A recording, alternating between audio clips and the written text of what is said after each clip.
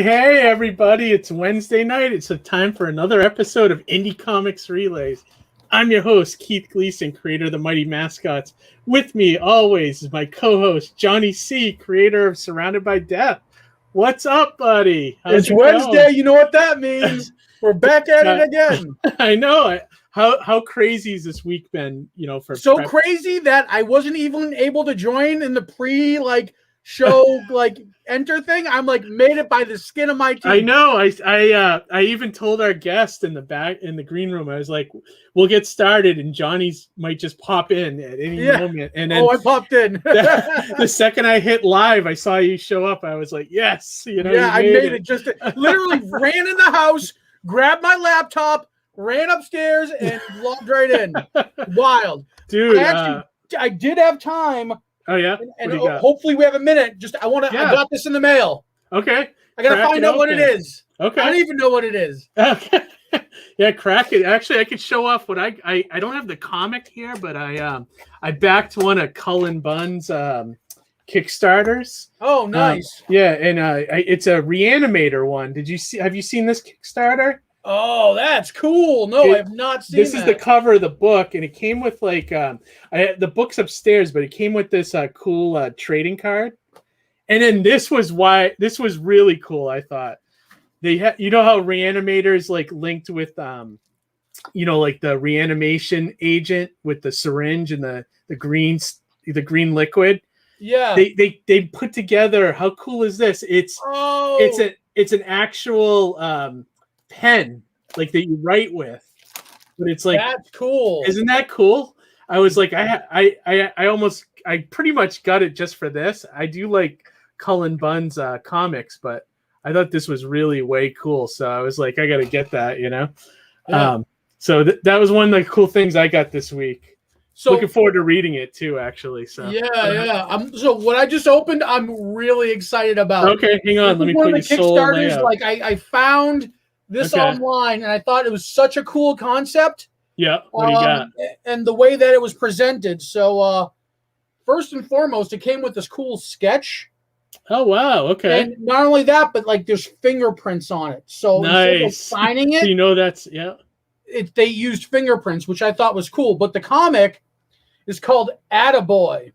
Oh weird! Oh wow! I never even saw that. Look, it's huge. It's a magazine sized. Oh wow! And it's touted as a comic book disguised as a video game instruction manual. Oh, cool! And the author and creator is from Massachusetts. His name is Tony McMillan. Never met the guy, but I'd love to just to shake his hand. Oh wow! I never met him either. Yeah, it doesn't ring a bell, but he basically took the concept of the Mandela effect, mass misremembering of things. He goes, I remember this video game as a child, but nobody else does. So he goes, I decided to make this project about it. So that's kind of there's a cool mystique about it. But this is very cool. I'm so excited to see this in. You guys should seek out Attaboy. Nice. Yeah, definitely. Before we bring in our guest, who's doing a Kickstarter very similar to your level, and like you guys are kind of neck and neck, which is awesome. We were talking about that a little bit backstage, which is really cool. Before we get into that, we should, just say a quick shout out to the chat tonight. Of course, we got my wife Amy's Birdhouse in there, sharing links like a mad woman, which is awesome. Thank you, Amy. Jabo, who's ready to party, dude. We'll see you this weekend. See you this weekend, Jabo. Can't wait. Nikki Daly just popping in, I guess saying hi. Nikki. I guess is that emoji for hi? I think so. Yeah, I think so too. She's communicating. And we have a few more people watching, but they haven't really commented yet. So yeah, you guys, we got a former Marvel artist in the show tonight, which is nice. So I'm excited about this episode because I've been in the social media circles with this guest tonight, but I've never talked to or met them directly. We've been Facebook friends for a while now, but I'm excited to finally actually speak to them and get to know them a little bit. Awesome. All right. Well, yeah, without further ado, let's bring in tonight's guest, Mr. Tom Rasch. Tom, thanks for joining us. How's it going? Good. How you doing this fine evening? Great. Really enjoyed the intro to your show. I've never honestly had a chance to check it out. So you got some really kind of a cool vibe, cool tone going on there, the graphics, everything. So yeah. Oh, thanks, man. I'm digging Appreciate that. Yeah, we well, it's like with any YouTube show, you kind of started off as your own promo engine, I guess, Yeah. So like a lot of the countdown is like, different snippets from me and Johnny's comics, and then, and then if that's not enough, you get a trailer from us too. Yeah. You gotta sneak those plugs in. Yeah, exactly. We live in the age of white noise, so yeah, everyone has to be at the top of their game for promotion. That's for sure. Exactly, man. Exactly. So yeah, we were excited to talk to you. I know you had reached out to me maybe a couple weeks ago, and was asking to see if we could fit you in, and I'm glad we were able to. I really we always like appreciate helping. Yeah, no problem. We always help it out. Part of the reason we do the show is to help support anybody doing a creative project. And me and Johnny love comics. As you can see, we support like crazy amounts of them, of Kickstarters and Indiegogos. Which how many days left do you have on yours?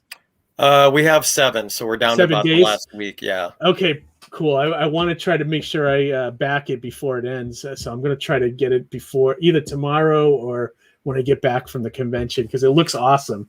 But before we get into that, one of the things when we have a new guest on, we always like to learn the origin of the creator. Like the question we always ask is, how did you kind of get on the path of making comics? Was there like a comic book or a TV show or movie in your past that kind of inspired you, put you on this path to like becoming a creator? Yeah, I mean, I guess my own personal first milestone, I remember they roughly happened at the same time as my dad, Bob, was stationed in Guam. He's in the Air Force, a young airman, and met my mom, Maggie. We were stationed overseas when I was around about 4, I believe it was. And so right around that time on TV, my first memories of television are Batman, Spider-Man, and Star Trek.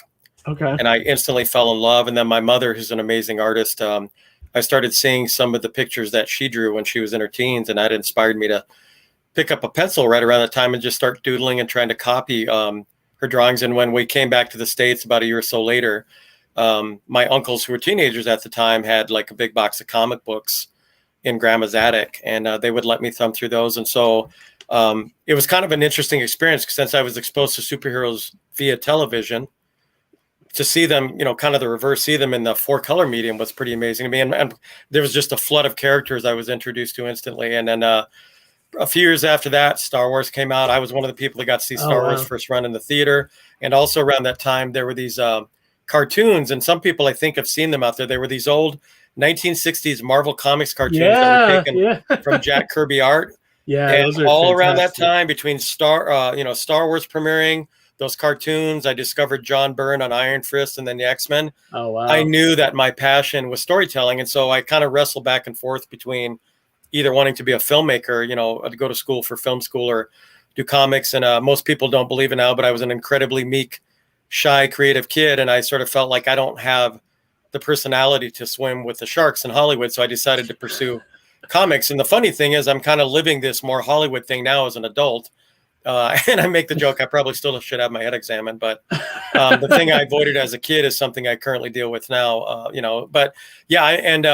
And so between doodling and having fun, drawing Spider-Man swinging from buildings and the Batmobile and the Enterprise, I started also doodling my own characters and just having an instant zing of energy and just kind of excitement about, well, this is, my guy kind of stuff. And a lot of it was spending time by myself. I'm the oldest of 10 children, but you can definitely feel isolated at times in a large family. And so a lot of my time was spent playing with my Star Trek and Marvel and DC Mego action figures. And I go out in the backyard and have all these storylines with all of them. And then also like taking my characters and thinking of all these abilities they have. And then the funny thing is, and I don't mean it to sound tragic, but when I was about in 5th or 6th grade, once I decided, which is around the time I created the character Black Alpha that's in the Kickstarter currently, I would stand out by myself in recess and hum what a cartoon theme might sound like or what it would look like as a cartoon. And then I used to even fantasize about what we're all doing now. Like I would pretend a magazine was interviewing me, asking the questions that we're currently talking about. So I was really excited to sort of, even back then, to explore that world. And also, I mean, being introduced to things roughly in a pretty small time frame. I mean, and I was all on board, the cartoons, toys, spaceship models from Star Trek. I mean, they're all interlinked to me. And so to this day, I was made for the multi-platform age. It's not just about the comic; it's about everything that goes with it. I agree with that 100%. I love to hear that your creative spirit was shining through, even like back in your middle school days, where you thought of this character for the comic, and you went to the lengths of like you said, humming a theme song and just thinking about them so in depthly, and then you took all that and you put it actually to work and. When you realize you want to make something, I think that's awesome. Yeah, definitely. It's a pretty interesting emotional journey, because even though I've had Black Alpha on something, say like Facebook in the public eye for a little over 7 years, I mean, the investment for me is literally decades worth. In fact, it's a year older than Star Wars is. Wow. So 1976 is when I created it. So there's always going to be like the emotional kind of current that I get caught up in. Will always be a little different, I think. And I've actually, and this always makes me feel good, I've had people mention to me, I've had dreams. I've had, even maybe if I was creative, I used to write stories, do poetry, create my own characters, but I either got scared or life happened or I just lost interest. So they said, I've never known anybody who can honestly say they have decades worth of material that they've never given up on. And have kind of taken the plunge to bring that, narrative to the audience and stuff. And, I will say this, and then of course, somewhere around this time too, when I decided I wanted to draw comic books, Marvel was always at the top of the list. Mm-hmm. And eventually I got my dream. And then I kind of got in at that really bad time when the market imploded during the early to mid 90s, the image explosion era, the speculator market boom. And so that was my first lesson, that just once you get your foot in the door, doesn't mean everything just kind of goes the realm of like the image creators, like the Rob Liefelds and Jim Lees, that you get this fantastic career. And so there were a lot of people that when the market imploded, they had trouble finding work. And I had some friends who did comics and they went over to video games and they said, you should come over and do concept art for video games and films. The money's better.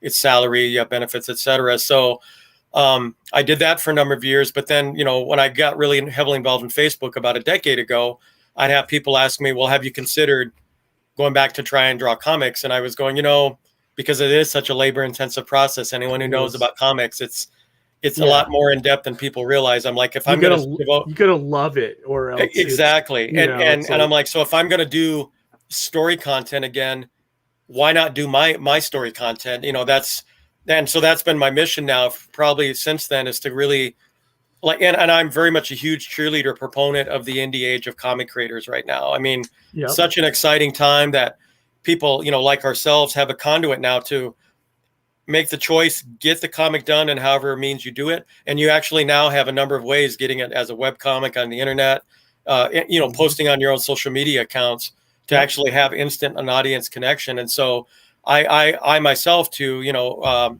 sort of take my pedigree and say, I'm proud of the things that have happened in my past, but I'm honestly living my dream now. Like the little kid in me, this is what I always wanted to do. So. That's awesome, Tom. Yeah, that's so gratifying. It's funny, like to go back to the beginning of what you were saying, how you came up with Black Alpha when you were a kid. I can relate to that, because a lot of the stuff, a handful of things I've created because I am an artist too, but I'm kind of moved myself into a more of a writing role, because my art is very cartoony. It's very like Sunday comics, that kind of like Garfield and like, that kind of artwork.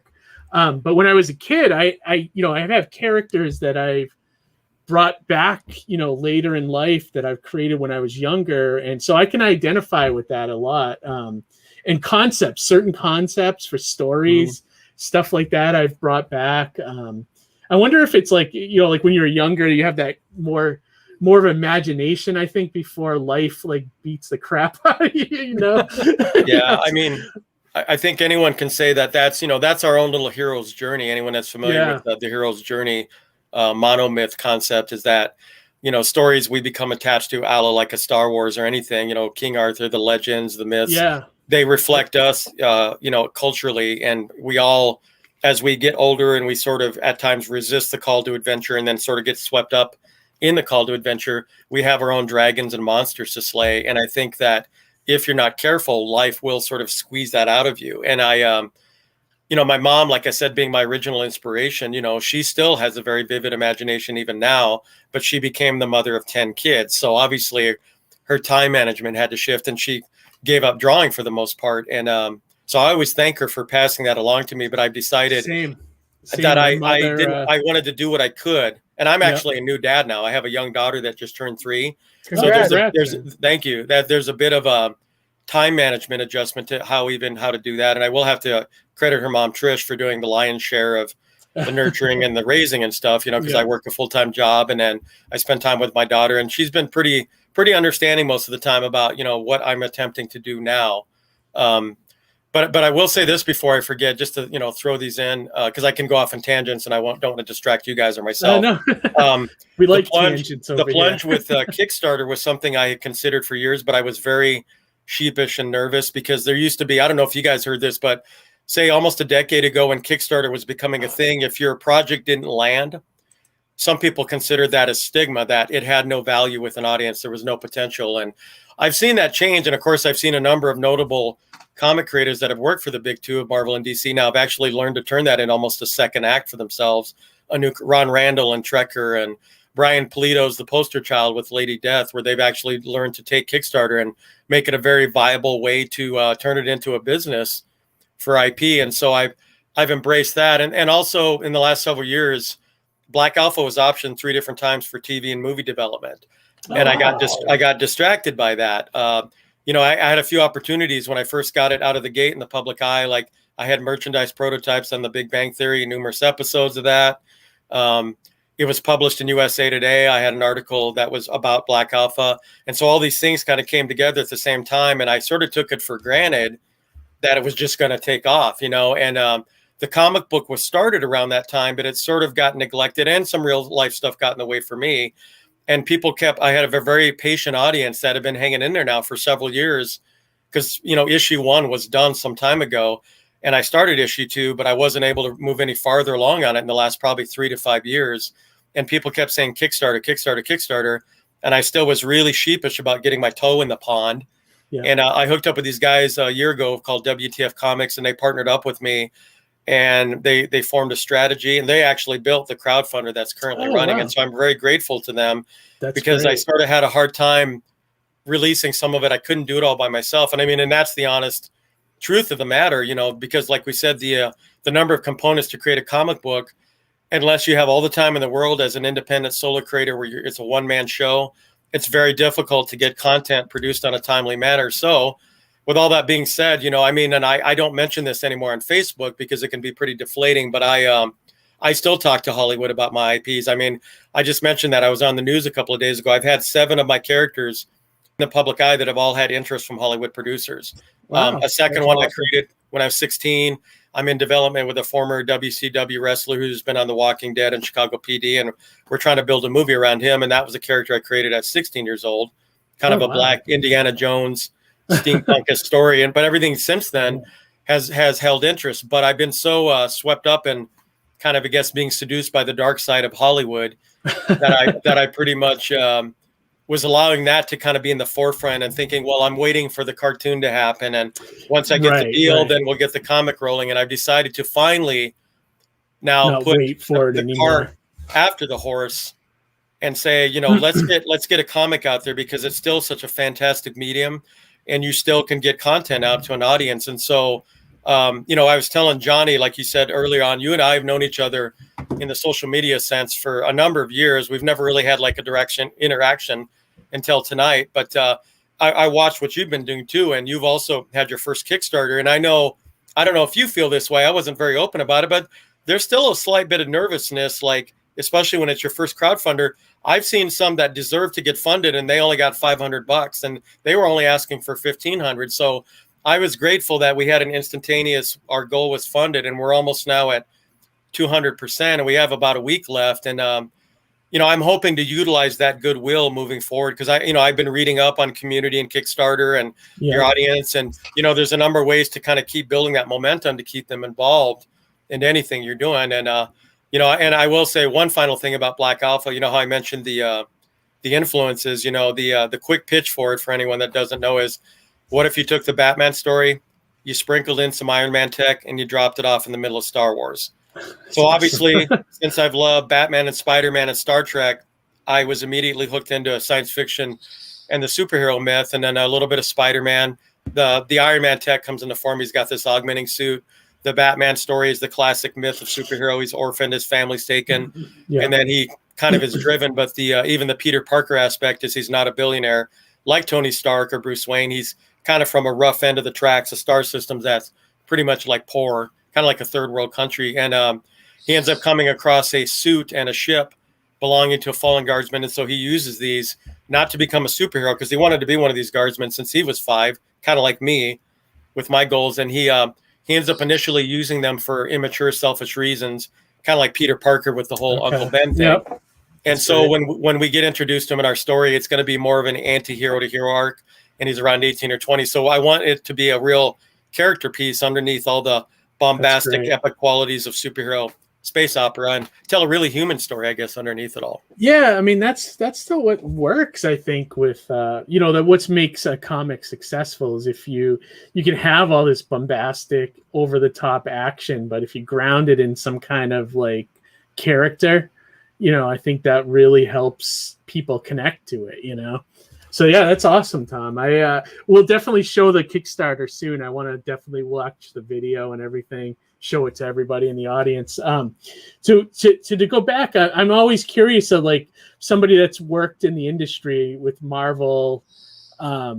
You know, like how did that happen? How did you kind of break in with Marvel? Did you get your foot in with like an editor back in the day, back in the 90s, or were you kind of going like with you know, like a lot of people seem to do, is bring their portfolio around the conventions and talk to editors? Was it something like that, or was there another way that you broke in? No, I think the timing of it definitely lends itself to, like, you know, because I've been reading a number of periodicals, magazines as a kid that everything I was obsessed with. I read Starlog magazine, which is an older magazine from the 70s. I remember that. Yeah. Comic Scene came out in the 80s. Comic Scene, yep. Yeah, and that was like my Bible, and I just devoured that monthly. And I remember reading articles about people who might want to get into comics, and so there were a number of articles. And it took me about 5 to 6 years to take the plunge to go to my very first San Diego Comic-Con. Okay. And I made all the mistakes that a beginner does. I went there with almost non-sequential stuff. It was all pinup. And it was done in magic marker, which was kind of a faux pas back then. Yeah, I think that a lot of still is, isn't it? Yeah, yeah. Well, I think I've seen some artists loosen up on that, because everything now can be scanned and, you know, put in digitally, and you can make adjustments. But back then, that was the thing. And I think the enthusiasm and the kid within sort of forgot or ignored some of those rules. And you just probably hope, well, they're going to see something here. The potential is something. So with that being said, I decided to work my way from the top dogs on down. My first one was DC Comics, and I got rejected immediately. Actually, the guy that rejected me, him and I are now friends. He wrote Superman for years. And then I also had Mark Grunwald, a well-known editor who passed on, turned me down. And I worked my way all down the food chain of smaller independent companies. And I even had one art director. One of them said, "This isn't for everybody. Maybe you should go be a truck driver." You know? And so I was very well. And it was interesting because I saw people ahead of me, several guys in line. And I was getting really nervous because I'm like, I look over and I'm like, man, some of these guys are really good and they just got ripped to shreds. So with all that being said, I actually went. There was 3 days. I went, did that my first day. Was so scared. I went back and hid in my room for a day. I didn't want to go back. And I had my tail between my legs. When you get comments like that, it's like it's brutal. Like destroys you, you know? Yeah, and it's like a Simon Cowell moment, from American Idol, where it's designed to see really if you're tough enough to sort of take it. And I will say that having to kind of collected myself, I went back and decided to go to the con and have fun. And what ended up happening was I started to approach some of the artists that I'd really admired through the years. And I've mentioned this story numerous times. Carl Kessel was inking John Byrne on Superman. So that was huge to me because I was huge John Byrne fan. And I went up to him and he saw my stuff and he was focused on my rendering. And he's like, hey, man, you got some really good stuff here. He was letting me know you've got a lot of it dialed in. Have you ever thought about being an inker? And I was like, well, no. He goes, I'm going to give you some information, some editors' names. And so I did. I got samples from Marvel and the Avengers. I did Norm Brayfogle, rest his soul, Batman. And I did those and I had fun. But I started thinking after a while, I really wanted to be a penciler. And so the one thing that Carl did, besides giving me encouragement, he sort of gave me the basics about storytelling 101. He goes, there needs to be a close-up, a medium shot, a long shot, an establishing shot. Do 1 to 3 to 5 panels a page, to really change here from a bird's eye view. You know what I mean? And that all locked in my brain. And then the dynamic, you always want to make everything dynamic. Yeah. And he goes, just do simple storytelling. So I went back and looked at, and to this day, John Byrne is still my number one go-to guy for sequential storytelling because he's got such a formula to it. I utilize a lot of it, and it does sort of take out some of the guesswork. So what ended up happening was, that was, I was around 23. I took about 3 years off, worked on the things he told me to, went to San Diego Comic-Con again. And the first thing out of DC's mouth was, Tom, are you working for anybody? Oh, wow. And they called a couple of their editors over. And then that's how the rest of the trip went. I got information from people. Marvel was also interested. In fact, I'm friends with Steve Geiger was an artist for them, and he took my samples. And it was Cully Hamner, who was doing some work for Malibu. And I went over to him, and he's like, hey, I'm going to introduce you to my editor. And I got, the editor loved my stuff, got the information. But then it turned into like 3 months went down the road. So I was getting a little concerned. And then out of the blue one day, in fact, I have my roommate at the time, which I love teasing him. I could have strangled him. He pretended to be that editor from Malibu, and he left me a phony message. And I was like, why would you do that? Why would you do that? That's so incredible. That's not even funny, dude. That's incredibly cruel. So we, I could have, after I wrung his neck, we had a good laugh about it afterwards. But about a month or so later, I get this call, and it's Matt Mora from Marvel. And I said, John, did you leave me another prank call again? And he's like, no, I swear to God. And so it was Matt Mora, along with Joey Cavallari, were the editors of Punisher 2099. And he called and left a voicemail, saying, I would like to talk to you working for Mighty Marvel. So I called him back. I'm sitting there. The phone is shaking as I'm talking to him. And even at the beginning when I started working, and things were done a little differently back then too. They sent me a script. Marvel sends you all your materials, your pencils, whatever supplies, they send you the paper in a FedEx box. So that was really cool. That was like opening the Ark of the Covenant for me. Yeah. Getting all that cool stuff. Like the peek behind the curtain, Yeah. Opening the suitcase. How everything works. Yeah, exactly. Yeah. With the golden light shining through. And, and back then, and I told even Joey Cavallari, I had to redraw the first page of the script 3 times because I was so nervous. And they kept saying, don't be nervous. You don't have to be perfect out of the gate. Just have fun. And they said, the more you do it, the more that you'll get kind of in your rhythm, and, your style is probably going to change, because I was super anal about tight line work. Like Michael Golden was another idol of mine, and Art Adams. And I really like the guys that have the tight rendering style. So I had to kind of adjust that too through the years. But anyway, so, of course, the local news station did a big story at the time, and I was on cloud 9 and some months down the road. What year was this? After This I got was my work. like 89, 90? Was that? No, it was probably more like around between 93 and 94, I think. Okay. Yeah, so that's Like you're the right bottom, there in the implosion era. Yeah. Yeah. The bottom implosion came out, and I framed my first check from Marvel, because they broke it down like you'd pencil 5 pages, send an invoice. They send you your check based upon not the whole issue. They break it down because you're supposed to get about a page penciled a day, usually 4 to 5 pages a week. And then, some months down the road, I got invited to Marvel's, holiday party that year. And I ended up getting a card for them around right before April Fool's saying, "We're sorry to tell you, Punisher 2099 has been canceled. And no, this is not an April Fool's joke," which I actually still have that too, by the way. I saved everything. And that's good to hold on and to so, that stuff. so my head was spinning because I was just like going, well, wait a second, this isn't supposed to happen, And that's kind of, I say I've sort of been the victim of bad timing through the years, because even with getting into video games too, it took a number of years before that happened. And when video games really took off, there was, like the first official job I got in the game industry, I had to compete with 100 other people. Then I had to make it into the top 10. Then I had to make it into the top 3. And then I had to do an art test where I stayed up 2 or 3 days straight to get that done, to show them how hungry I was for the position.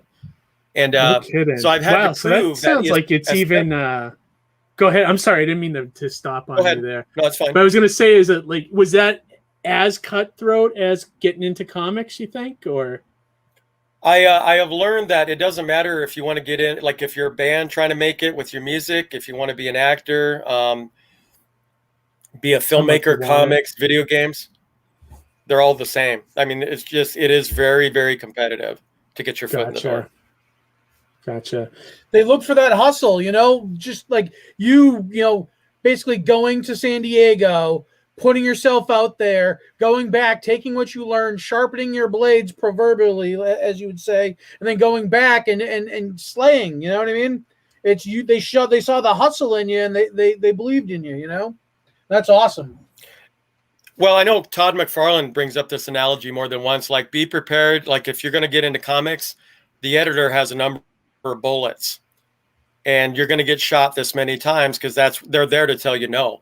So learn to not personalize it, learn from it, go back. And maybe the next time you go, you only get 3 bullets in you. And the next time you go, you get, 2. And then you finally get that first shot, And the funny thing is, on a side note, I'm actually the subject of a documentary film that's being filmed now for the past year and a half by a filmmaker friend of mine who graduated from film school. And he just won an honor for one of his graduating films. But he started filming this.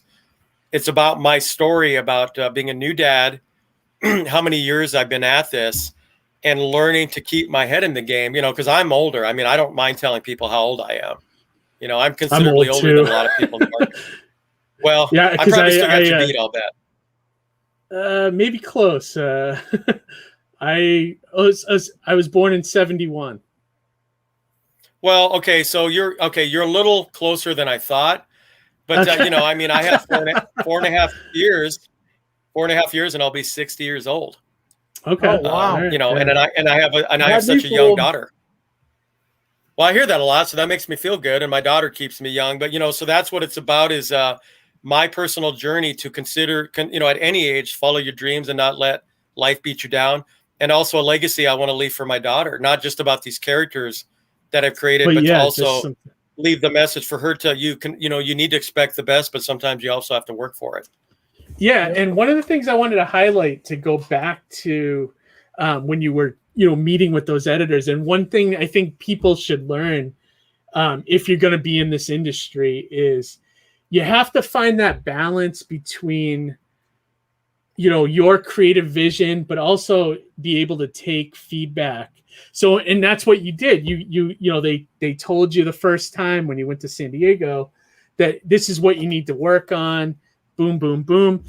You took that 3 years and you brushed up, you did everything they said, and you went back. And, I would imagine if you went back the second time and they told you you need to work on A, B, and C, you would have done that and went back again. That's the key to getting in, I think, that perseverance, and, you got to be able to listen to people, take feedback, and also you got to be making your own books. And what I mean, there's so many formulas, so many stories about breaking it in, but I think at the core that is a lesson people could take. I've always said quality, consistency, and travel will do good for you trying to break into comics. Yeah.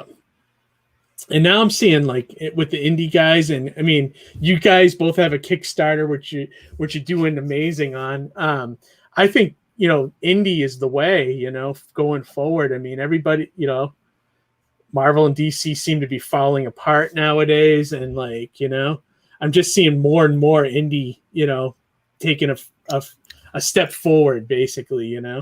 Kickstarter is the proving ground, I feel like, nowadays for indies. Like, if you can succeed at Kickstarter, then, you know, keep it up. You know, keep it up, kid. You're doing something right, right? Yeah, and it is. It's a. Oh, go ahead. Sorry. I was just going to say, well, with that being said, you know, we should also bring up the page at some point soon. We'd like to go through that. Yeah, definitely. I also wanted to highlight this. Ramon said he just backed the book. Looks awesome. So you got another backer tonight, Tom. And then, what were you going to say, Tom? No, I was just going to say that, yeah, we, like I said earlier, we live in a very interesting crossroads as creators because, you know, when people talk about breaking in, you have more of an opportunity now to break in for yourself, you know, and like you said, breaking in and doing your own comic content is the most exciting new way to break into the industry by just doing it. And you sort of Kickstarter your own audience. Yep. Yeah. And the Kickstarter eliminates that kind of middle wall, that middleman in there, you know, to sort of really get direct access. And one of the beauties of social media in the internet age, I mean, there's a few things that are negative that most people realize.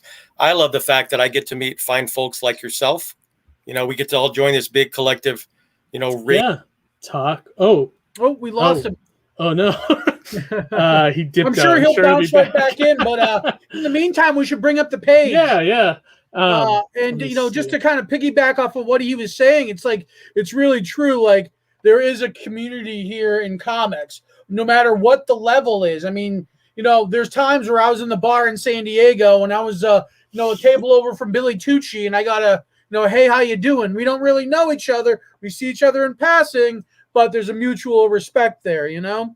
Oh, definitely. I love Billy. I can't wait to see him this weekend too. I know. I think Tom's back. Hang on. Tom's back? I think. Excellent. Tom, you there? Oh, perfect. Yeah. Perfect. I think I'm coming back, and yeah. What happened? Seem to be having a little bit of connection, a little bit of weird connection glitches, I think, going on here. So anyway, sorry, I don't know where you lost. But we took the chance to pull up the Kickstarter page so we can go through it a little bit. Yeah. I wanted to check it out. Look at that. Already over 5,600. That is hot. I love it. Like I said, Johnny, you guys are kind of neck and neck, right? Aren't you over 5?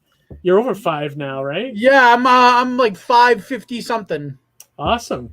Freaking awesome. I've been keeping track, Johnny. I think you're actually in the 500, 900 or 5,900 range.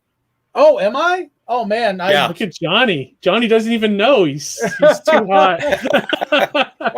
So 6 and 9, you know, I kind of may have I may have inverted it slightly. Yeah, so I'm interested to check out the trailer, so let's do that right now. Yeah, please. Hi, I'm Tom Rasch, Marvel Comics artist and the creator of Black Alpha. And I want to thank everyone for stopping by for my very first official Kickstarter.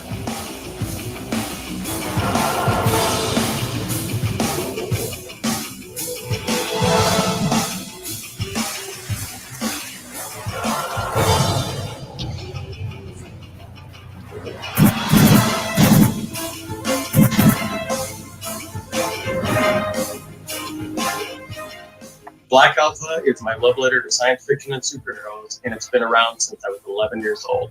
And I'm so incredibly excited to share this world and this book with you. And I partnered up with the guys at WPF Comics to bring this to reality. So basically, I tell everyone, Black Alpha is Batman with Iron Man tech dropped off in the middle of Star Wars. Science fiction and superheroes have been things I've loved my entire life. So if anyone enjoys those kinds of things, I definitely think you will love this book. And so I appreciate you stopping by this Kickstarter and hopefully helping supporting Black Alpha. When I was a young boy, my first memories of television were Spider-Man, Batman, and Star Trek. And I was around 4 years old when I first seen these amazing TV shows. From that point on, I was hooked on both science fiction and superheroes, and that would set the course pretty much for the rest of my life. As I got a little bit older, I discovered comic books, and I discovered the amazing characters with comic book. I was roughly around 11 years old in 5th grade when this happened. Right around that time, I actually created my character, Black Alpha. He was inspired by such characters as the Man Called Nova, Space Ghost, as well as my appreciation for Batman, Spider-Man. So fast forward a number of years, and I actually made some of my dreams and goals come true. I drew 2099 for Marvel Comics. I've also worked as a concept artist in the video game industry for such companies and as the PSN network, and I redesigned the Hardy Boys for the Nancy Drew games. And I've done some concept art for film projects.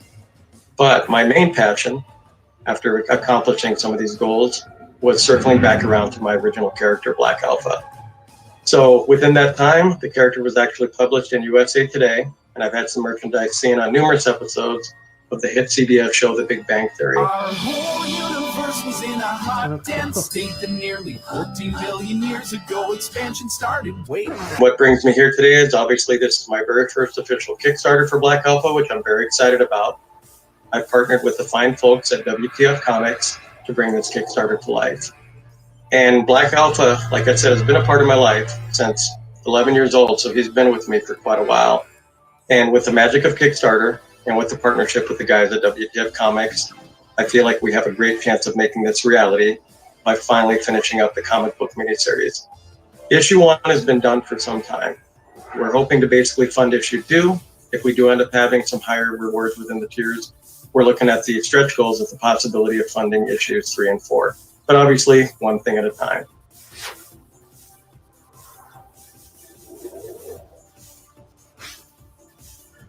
So everything that I've loved as a kid, I do believe comes through this character. It's all mixed up in the creative stew, kind of what I call my fresh coat of paint. And I hope you enjoy it because it's something that's familiar and fun, but yet brand new. So, okay, I just want to say, last but not least, I am so excited that you guys are here to check out this Kickstarter. I cannot reiterate enough just how pumped I am for this Kickstarter, for this campaign, for Black Alpha to come to life. There's been an audience that's followed what I've been doing for a number of years. I'm excited you guys have stuck around. I hope you're able to support it. And I guess I just wanted to say I'm ready to climb in the cockpit of Black Alpha ship and take off into the stratosphere. Thank you. I am Tom Rasch, and this is Black Alpha. Fantastic, Tom. Love it. It's great. Love it. Love the. Thank gotta you, say, guys. I love the character designs. It reminds me of were you going for like a Batman animated kind of look with the series? Oh yeah, that one and Ben 10. You know, Ben Young 10, Justice yep. have all been, big Yeah, inspirations. definitely. Get that for the feel aesthetic. on it, which is great. You know. Great animation in the trailer too. That was awesome. Yeah, this looks great. Thank you. I look forward to backing this and getting I'll have to back it. Do you have a tier where you can get the what's first the premium one? tier, Tom? What's the one that we should really be looking out for here? Oh, geez, I don't know. I mean, it's a little bit of a blur right now because there's so many of them. I know some of the upper tiers, and I know sometimes up. Go ahead. I'm sorry. No, I was gonna say usually like I recommend like if you have like a tier where you can get number 1 in the new issue, is that something that you offer? Okay. Yeah, I think that would for sure. That's probably been one of the more popular tiers. Awesome. Yeah. Is that and this one's a 2. Let me see. I'm just kind of scrolling through here. Issue 1. Oh, is it something that you add on after, or is that further down maybe? Let me see. I'm looking at the page myself here. I see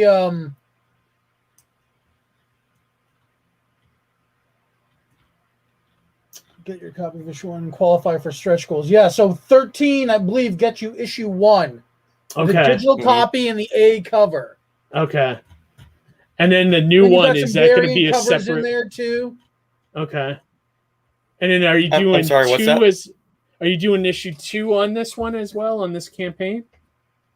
Yeah. This crowdfunder is designed like we had an announcement about a week or 2 weeks ago. We got John Rossetti, who is an artist on the Venture Brothers for Cartoon Network, is going to be collaborating with me on the art. But it's basically to complete issue 2 is what this crowdfunder's for. And and the way that our budget has gone, we'll probably definitely be able to do issue 2. I don't know if we'll be able to move farther into 3 and 4, like, we'd originally kind of kept our fingers crossed for, but, and I've seen a lot of the people do this. I mean, if it boils down to doing a crowdfunder to do issue 3 or, to do 3 and 4 or 3 and then 4, that's the plan moving forward, just to get each. And I mean, we have some pretty huge indie publishers that are interested in publishing Black Alpha, but the way it works, obviously, for people in the know, they want the miniseries completed first before they consider signing it and soliciting it. So that's our goal, is to spend this next year really getting things wrapped up in the miniseries. And I will say this, that some people have asked, would I be opposed to doing an ongoing? Well, I'm like, we'll have to worry about that bridge when we get to it. But I sort of like the idea of doing a miniseries, and each miniseries is kind of built, it's designed as its own movie or book. So it'll be kind of self-contained, and it'll leave enough threads to move on to a possible second miniseries or whatever. But, for me, just getting the first issue or the first miniseries done will be a huge, huge thing for me, a milestone, just to have that done after like several years. Yeah, definitely. And a lot of people do it, like sometimes nowadays I see where they'll do a mini series and call it season 1, and then they do a second mini series, kind of like to do that television kind of tie in too, What were you going to say, Johnny?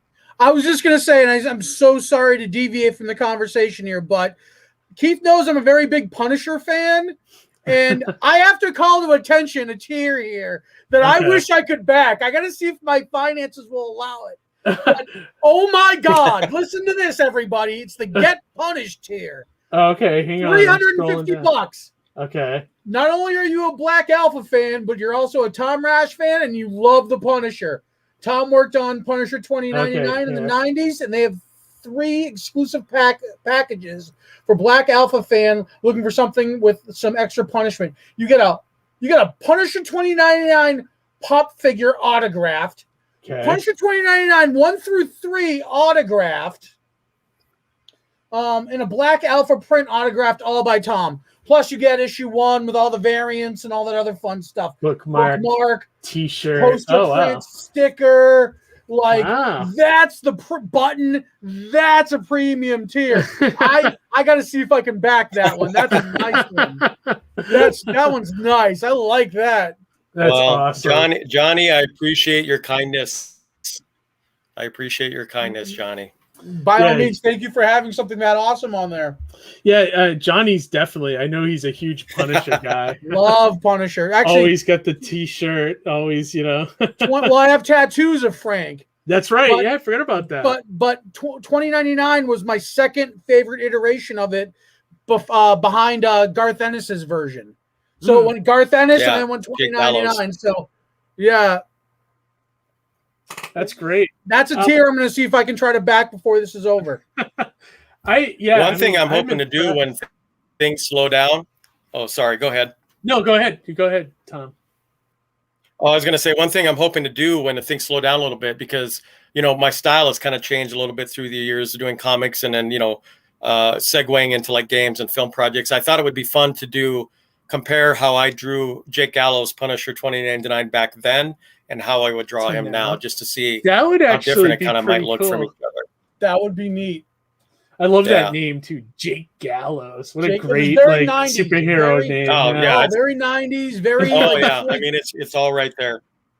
Yeah, definitely. That I remember one was really good too. Like I reread that comic a lot. How long did that series last, Tom? That whole 2099 line was probably around, like a lot of the ones that came out, like right around the time Image blew up. It seemed like there were all these imprints, and they all probably only lasted a few years. They didn't last that long. I mean, every company was trying their own imprint, and that was Marvel kind of trying a number of imprints under the Marvel umbrella, obviously. So they didn't last long. I know they've been trying to make that sort of have a comeback lately, but I loved Rick Leonardi's.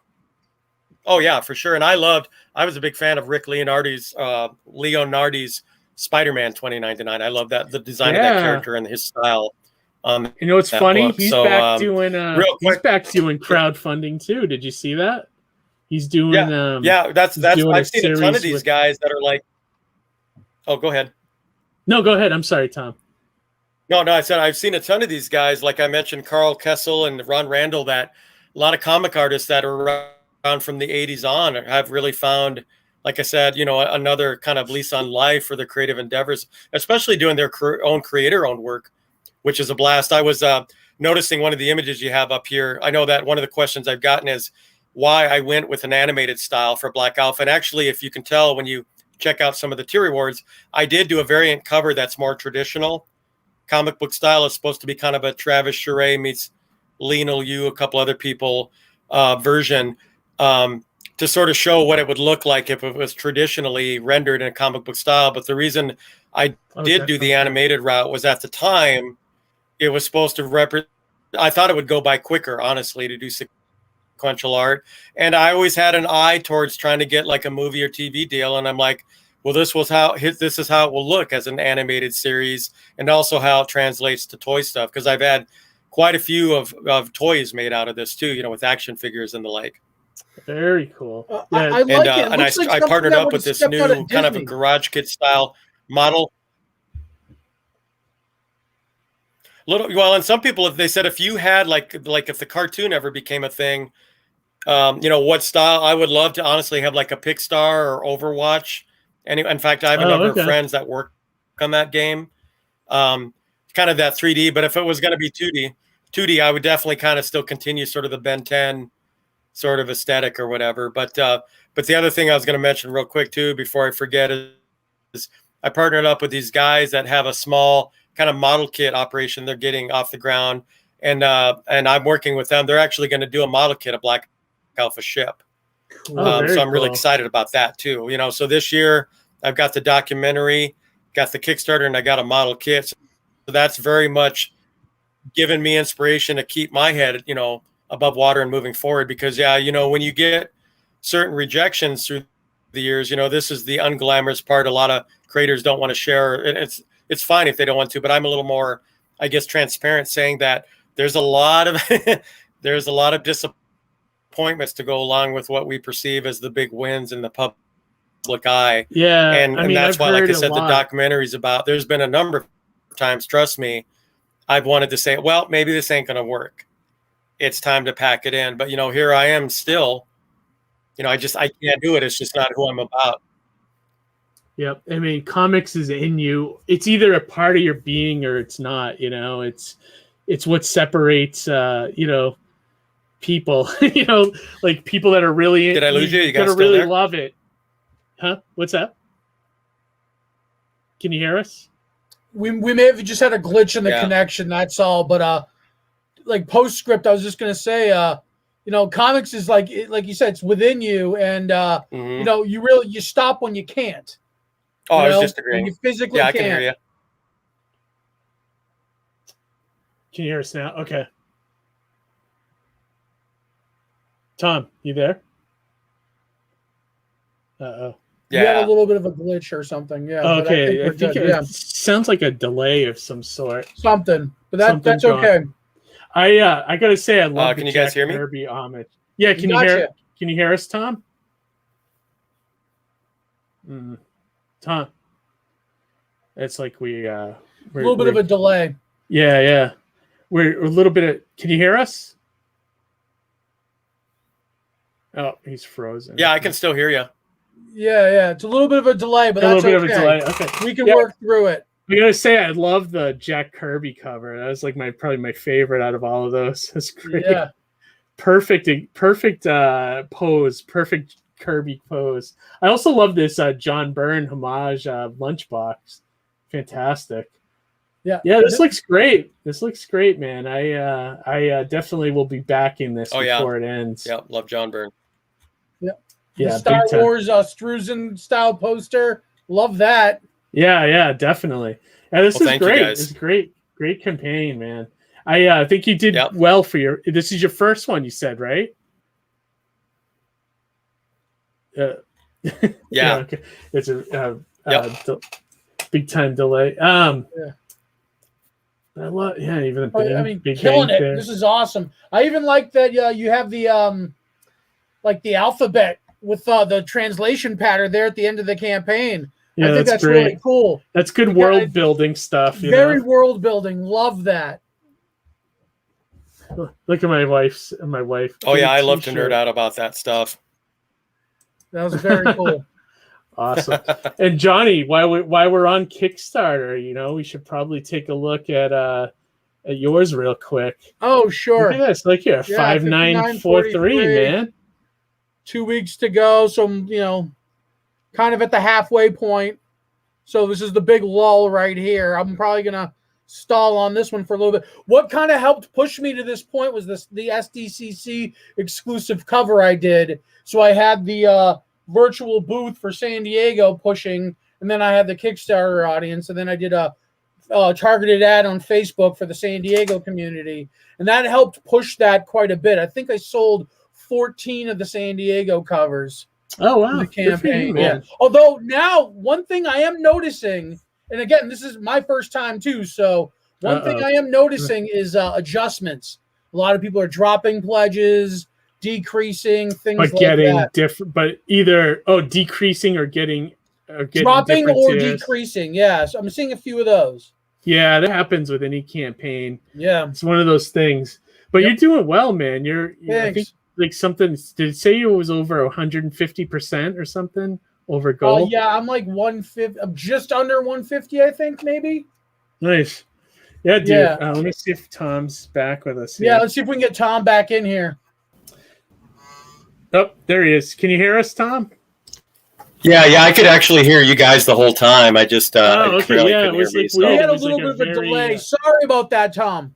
Yeah, I don't know if it could be our side. Who knows? Yeah. But is there like when you talked about breaking into video games, I wanted to ask you earlier too. Is there any games that people would know that you worked on? I worked on the game Pain for the PlayStation Network. It was kind of like pre-Angry Birds. Instead, you toss celebrities around like David Hasselhoff and Andy Dick. I never heard that. Yeah, I'm actually. I'll probably share that on Facebook soon. I actually live in infamy in that game because one of the characters has my face as a tattoo on their back. That's awesome. That's great. That's great. Is that a game they can still get?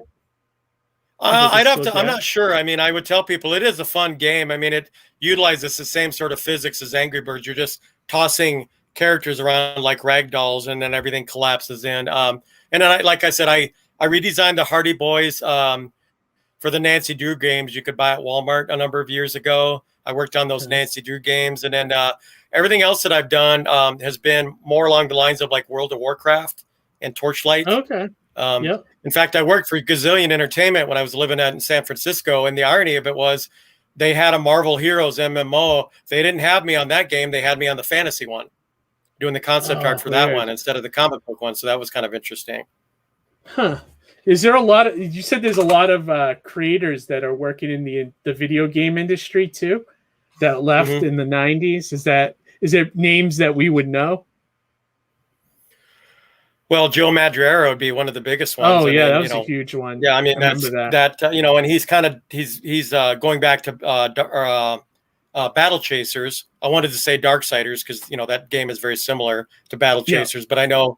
But yeah, I mean, he pretty much has been in games, for quite a few years. I guess that's been one of his main passions. I don't necessarily think it replaced comics, but that's obviously where he wanted to go. And I've seen, a number of guys that used to, especially some of them worked for Rob Liefeld, have gone on to stuff in animation and concept art for films too. I mean, if you think about it, the skill set is pretty applicable. You're still creating nothingness, or taking something from nothingness and making it a design for a number of storylines in a game, movie, etc. Yeah, no, that's very true, and it's cool. It's like interesting. Like it's cool to see, like, because a lot of those guys eventually do come back to comics, which is awesome. We love, it's like one of those industries that's just like you always go home. You know what I mean? You always find yourself back here. Yeah. And how about cons? Sure. Do you do a lot of cons out your way? I just did one a month ago, which was a lot of fun. I hadn't done them for 5 years. I did a self-imposed exile for 5 years from cons because I felt like I had nothing new to say or share. I didn't want to keep going back, and because people kept coming to me, when can I get more Black Alpha? When is issue 2 coming out? And there wasn't anything, and I could have sold prints, but I was just like, no, I think I need to step back from this for a while till I actually feel like I have something to talk about. And so, of course, with this con I just did, we got to talk about the Kickstarter and the documentary film. So that sort of kind of reinvigorated me to have something to actually say some things are finally moving forward after all this time. That's quite a parallel to Surrounded by Death, because our issue 1 came out in early 2016, and it wasn't until now with the Kickstarter where we're able to finish issue 2.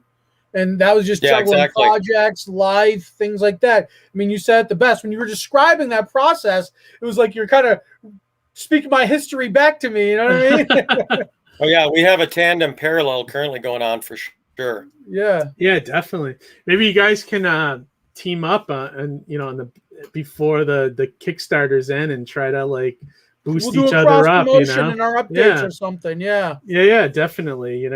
Well, if I have the time, and I have to be careful when I say that because I'm always generally so busy, but I'd love to even maybe do like a pinup for both of your guys' IPs, your Mighty Mascots and your book too, John. Cool. I love doing pinups for independent creators. Oh, dude, I would love that. I would love that. I would love to see that, especially.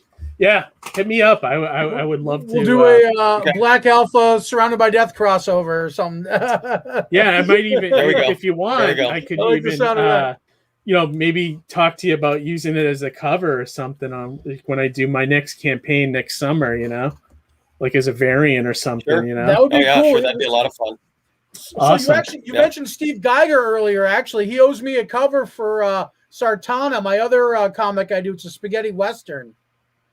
Oh, cool. Oh, yeah, you told me about that. You never got that. Have you do a cover for that when I finally go to Kickstarter, Tom. We'll have to talk offline about it. Awesome. Yeah, there we go. Yep, for sure. Yeah, that's great. Look at this, like cross promoting going on. Go. It's awesome. Love it. That's what makes it go around. Building support. Yeah, definitely. Exactly. Absolutely. Definitely, that's awesome. I love my indie creator brothers. So. Yeah, no, we appreciate that, Tom. And it's like all of us work so hard to try to carve a little niche in this industry that's shrinking by the day. And it's it's always. I wouldn't say shrinking. I feel like it's transforming. I feel like things are changing. It's just a matter of understanding how it's changing. Yeah, I think there's definitely a more of a move to get away from corporate comics like Marvel and DC and more independent stuff, which is our great. Guys over at Global Comics, I feel like that's the next best thing for digital comic presentations. You know what I mean? Yeah, definitely. They're going to be like Comixology and those guys, Yeah, definitely. Exactly. I don't know though. It's always like, I don't know, Tom, if you feel the same, but it's just something about holding a book in your hands and going through it. I mean, that'll never get old. Never. I think so too. I think that's why if every print media dies, I still think comics will still be around. That'll be the final frontier. For comics print media. Is too deep in all of our hearts. That's the problem. Definitely. Definitely. I mean? Something about holding that book, smelling the pages. It's like that stuff you grow up with. For sure. For sure. That's why I don't think it'll ever go full digital. But anyways. We're over at the 105 mark, so we should start kind of wrapping this up. But anything else, Tom, that you want to tell people about the campaign? Anything, any tier that you recommend, or anything that we'll give you the floor, basically. Well, actually, even where to find you on social media too, how people can track you down. Well, I heavily promote on Facebook more than anything else, but you can find me on Facebook. It's Tom, Tom Rasch, Rasch, and I promote almost all of my artwork on there. I am on Instagram. If you also look under Tom Rasch, there's a Black Alpha Twitter. But basically it's Facebook. That's probably 98% where I promote my work, and I keep people, and I tell people constantly to friend request me, and I have to clear out some bots because I'm always at the 5,000 friends limit. But I met people at the con last month that friended me, and I love keeping in touch and nerding out with everybody. So I always encourage, go ahead and reach out to me, ask any question you want. I'm going to probably start doing more live videos, because one thing people don't know about me, and I just shared it the other day, is I have a minor form of cerebral palsy, which affects fine motor function. So I can't really type all that well. I have to do it with one digit here, and I don't text at all. So I'm going to start doing Facebook live videos, so at least I have a little more back and forth to talk about whatever it is I want to talk about, right now it's the Kickstarter, but anything down the road. And if people have any questions, I can kind of get back to them immediately, because I don't really get to answer them the way that I would like because of the cerebral palsy issue. So, and people are like, well, how can you draw so well? And I've just like, I found a way to make that work. I hold my pencil and my paintbrush is funny. I've always had my whole life, but I've just found a way to somehow make that work, you know? Yeah, that's interesting. Does that affect your drawing at all? Like, the only thing I've noticed it's ever affected is my style tends to be angular. And part of that is because I have to anchor my elbow in a certain way. And when I make the strokes with my hand, it's partially, I think, because of the anchor of my elbow. I have a tougher time doing fluid lines because of how weird I hold, like but I mean, part of drawing too is also drawing with your brain. And like I said, mine is more of a fine motor function issue. So it's like, I won't ever be able to play guitar. And I come from a family of musicians. So that was a little heartbreaking. And I can't play piano, you know what I mean? And those kinds of things, I can't type. I'll never be able to do any of those kinds of things, but at least I can hold things and grip them. Hence why I can grab a pencil or a paintbrush or a pen. Even more impressive. Perseveres. It helps you get through anything, and it powers you. You know what I mean? That's just that's wonderful to hear that you can persevere through that. You know?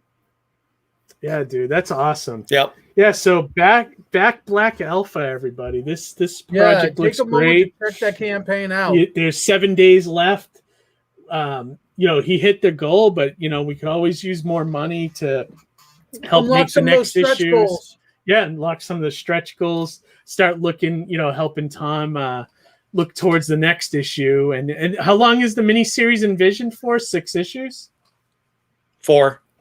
4 issues. Yeah, okay. we've had. So you're issue almost 1 has been done there. for quite some time. Yeah, issue 1, and I started issue 2 a few years ago, and our goal is to finish up issue 2 and then move on to 3 and 4 to complete the miniseries. And down the road, we'd like to do a trade paperback. So awesome.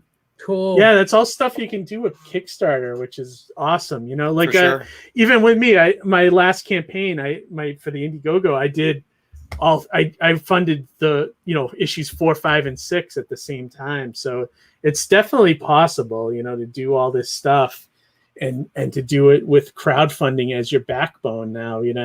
Help give you that money to pay your creative team for sure. and make a few bucks yourself, which is awesome.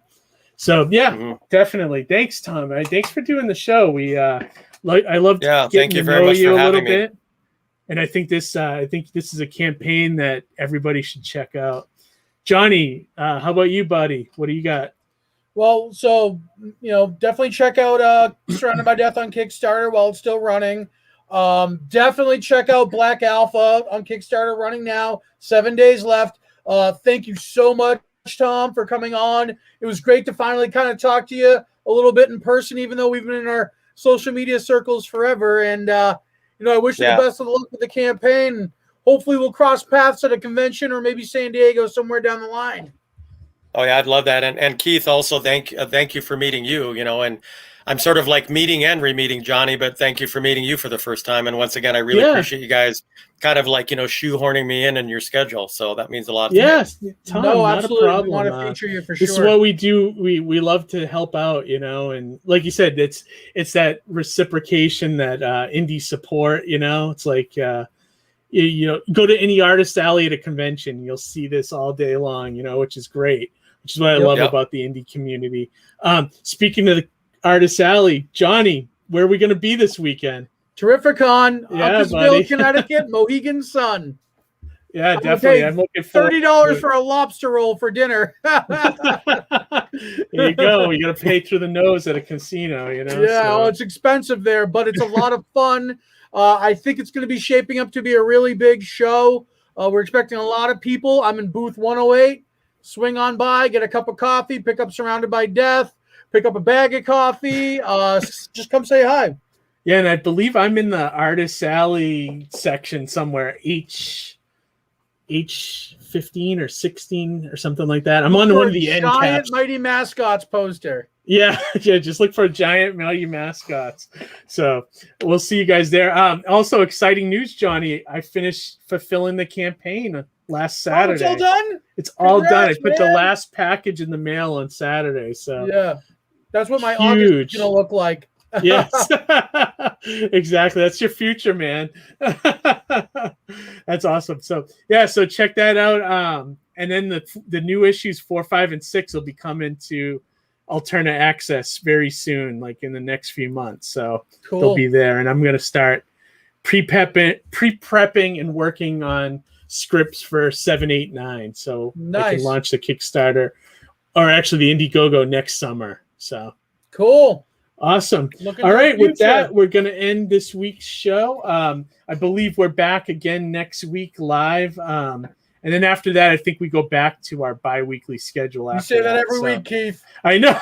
You say I that know. every week, Keith. We're going back to bi-weekly. Never. And here we are every week. I know. It's never, Wednesday. Yeah. Wednesday. You know what that means? We're back.